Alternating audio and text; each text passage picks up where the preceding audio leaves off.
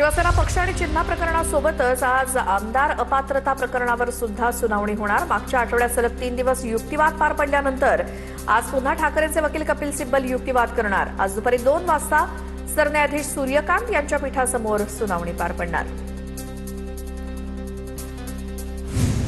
राजकीय परीक्षेत शिवसेना पास होईल, संख्याबळ आपल्याकडे जास्त, शिंदेंकडून पक्षातील सर्व नेत्यांना श्रद्धा आणि सबुरीचा संदेश दिल्याची सूत्रांची माहिती। कोर्टात आपली बाजू मांडू तेव्हा विरोधकांची तोंड बंद होतील, एकनाथ शिंदेंनी व्यक्त केला विश्वास, सूत्रांची माहिती। मुख्यमंत्र्यांना मंत्र्यांनी घेतलेल्या निर्णयावरती हस्तक्षेप करता येणार। राज्य सरकारकडून महाराष्ट्र शासन कार्यपद्धती नियम 2026 अधिसूचित। सार्वजनिक हिताच्या दृष्टीने कोणत्याही मंत्र्यांचा निर्णय बदलण्याचा कायदेशीर अधिकार मुख्यमंत्र्यांना। 21 ऑगस्टला केंद्रीय मंत्रिमंडळाचा विस्तार होण्याची शक्यता, सूत्रांची माहिती। मंत्रिमंडळ विस्ताराकडे संपूर्ण देशाचं लक्ष। माझ्यावर महाराष्ट्राची जबाबदारी, मी इथेच राहणार। दिल्लीत पंतप्रधानांच्या भेटीनंतर मुख्यमंत्री फडणवीसांचा पुनरुच्चार। रिकाम टेकड्या लोकांना माझ्याविषयी चर्चा करायला आवडतं, फडणवीसांची टीका।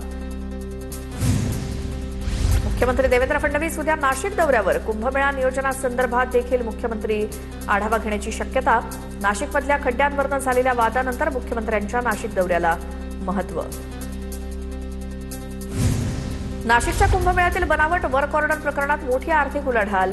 तनय महाजनच्या बँक खात्यामध्ये 2,72,00,000 रुपये जमा झाल्याची पोलिसांची माहिती। नरेंद्र महाजननं रोख स्वरूपात 36,50,000 रुपये घेतल्याचा संशय।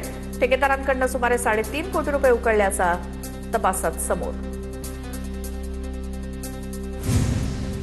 आदित्य ठाकरे चाकणनंतर पुण्यातल्या हिंजवडीचा दौरा करणार। वाहतूक कोंडी, खड्डे आणि इतर समस्या आदित्य ठाकरे जाणून घेणार। आदित्य ठाकरे आजच हिंजवडीमध्ये जाऊन पाहणी करणार।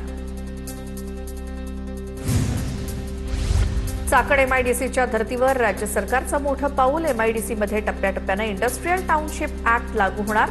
उद्योजकांच्या अडचणी दूर करण्यासाठी राज्य सरकारचं मोठं पाऊल। रस्ते, गटार आणि ड्रेनेजची देखभाल इंडस्ट्रियल टाउनशिप अंतर्गत होणार। भ्रष्टाचारी नवऱ्याला वाचवण्यासाठी भाजपमध्ये गेलेल्या बाई राहुल गांधींवरती आरोप करतात। चित्रा वाघ यांचं नाव न घेता विजय वडेट्टीवारांची टीका।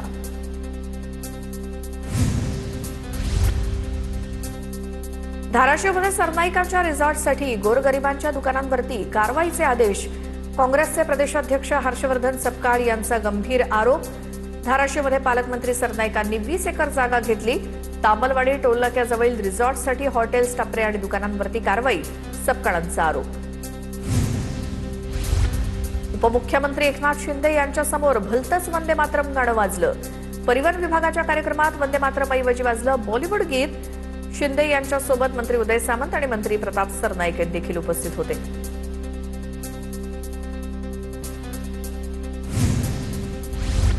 मराठी रिक्षा टॅक्सी चालकांवरती आजपासून कारवाई। आधी 1 महिन्याची नोटीस देणार, त्यानंतरही मराठी न आल्यास 3 महिन्यांसाठी परवाना रद्द करणार। महाराष्ट्रात व्यवसाय करायचा असेल तर मराठीत बोलावंच लागेल, प्रताप सरनाईकांचं आवाहन। मराठीची सक्ती नाही, मराठीची भक्ती आहे। रिक्षा चालकांच्या मराठी सक्तीवरनं शिंदेंची प्रतिक्रिया। मी देखील रिक्षा चालवली, त्याचा मला अभिमान। मराठी लोकांची मराठीत संवाद साधणं ही मराठी माणसाची जबाबदारी, शिंदेंची प्रतिक्रिया। मराठीच्या सक्तीबाबत उद्या परिवहन विभागाची महत्त्वाची बैठक। या बैठकीत मंत्री सरनाईक कारवाईची दिशा ठरवणार। मराठी रिक्षा टॅक्सी चालकांच्या परवान्याची आकडेवारी काढा, मंत्री सरनाईकांचे परिवहन विभागाच्या अधिकाऱ्यांना आदेश। राज्य मंत्रिमंडळाची आज दुपारी 12 वाजता बैठक। मंत्रिमंडळ बैठकीआधी राष्ट्रवादीच्या मंत्र्यांची बैठक। उपमुख्यमंत्री सुनेत्रा पवारांच्या उपस्थितीत होणार बैठक।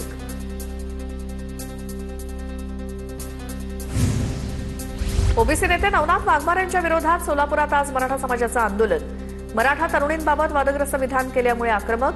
तक्रारीनंतर अद्याप गुन्हा दाखल न झाल्यामुळे मराठा समाजाचं आंदोलन।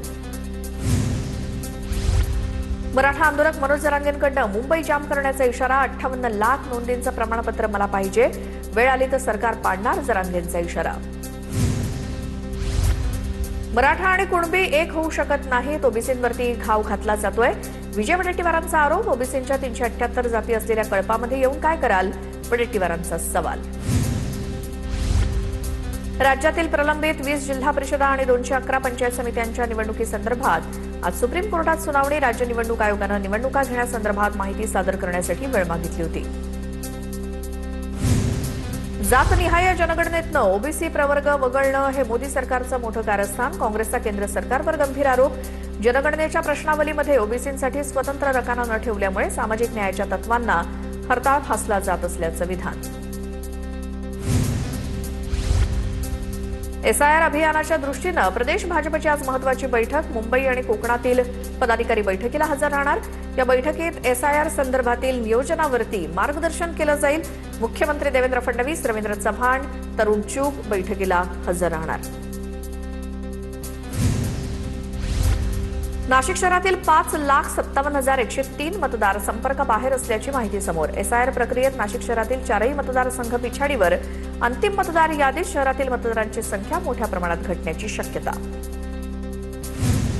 ठाण्यातल्या छायाचित्र प्रदर्शनाला उपमुख्यमंत्री एकनाथ शिंदेंची भेट. प्रदर्शनात एकाच फ्रेममध्ये उद्धव ठाकरे, मीनाक्षी शिंदे आणि एकनाथ शिंदे यांचा फोटो. दोन्ही शिंदेंना पाहून उद्धव ठाकरेंनी डोक्याला हात लावला. फोटो पाहून शिंदेंची मिश्किल टिप्पणी.